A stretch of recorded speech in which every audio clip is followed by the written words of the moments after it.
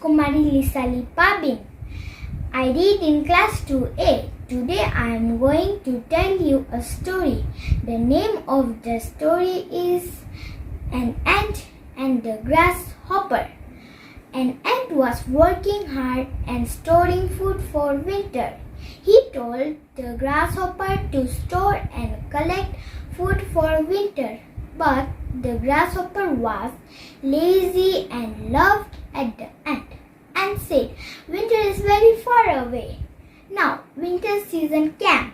Grasshopper was hungry and cold. No food to eat. He asked food from the ant, but the ant said, "Sorry friend, I have no food to share with you.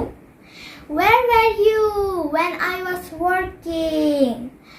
Grasshopper was very hungry and very sad, as he was merry-making instead of working hard. Moral of the story: do not be lazy, work hard and get success in your future. Author of the story is Aesop. Thank you.